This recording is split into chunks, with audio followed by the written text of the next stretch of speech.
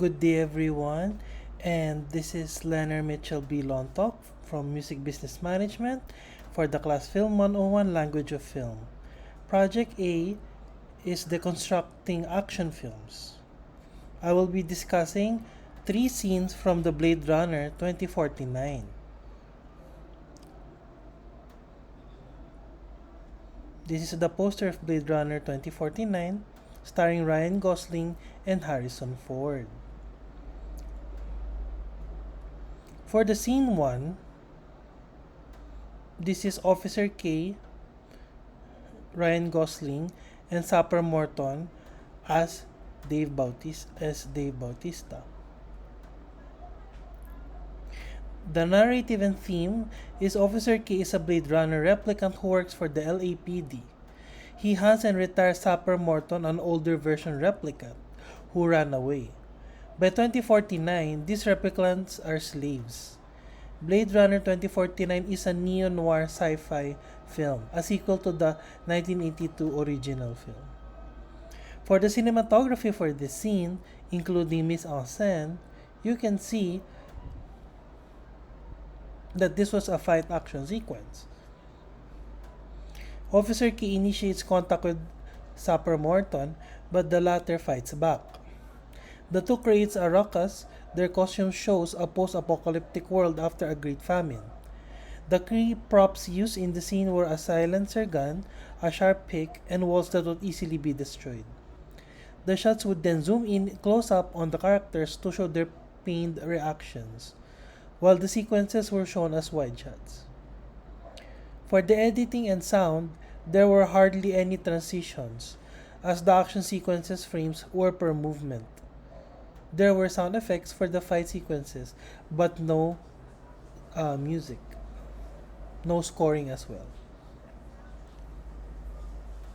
So you can see the scene.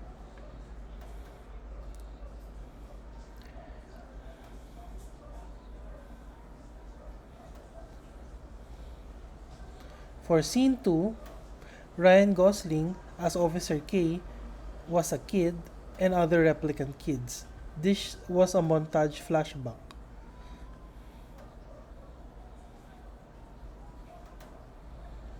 For the narrative and theme, Kay remembers his childhood and shares the story to Lieutenant Joshi, an LAPD chief. Officer K, or Joe, says that the kids bullied him in his youth, so he hides his wooden toy horse. Although pretending that he burned it in the furnace, the kids would still beat him up even after the incident. For the cinematography, including mise-en-scène, the whole action sequence was a montage from Officer K's memory. It focuses on the kid being chased by other kids. These replicant kids wore the same thing, while K wore something different to them. It was in a POV style against them chasing him.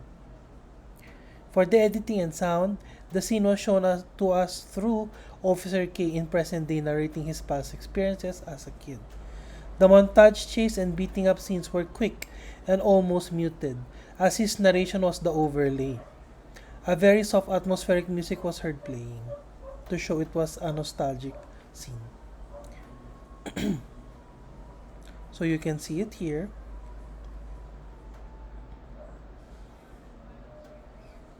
So for scene 3, the last scene I would be discussing, Officer K and his first initiation with Rick Deckard, who is Harrison Ford.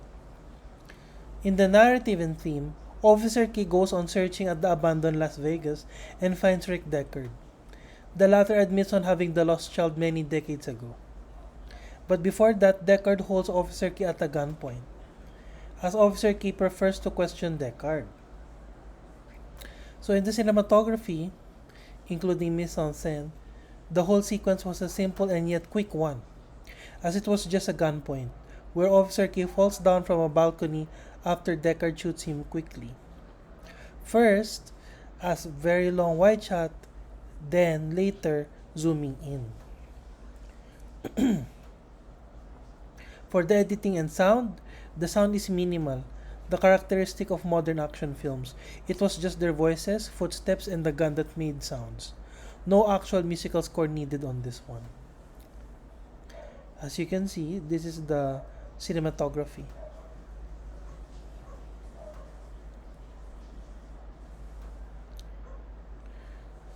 So that was my presentation for deconstructing action film for Film 101.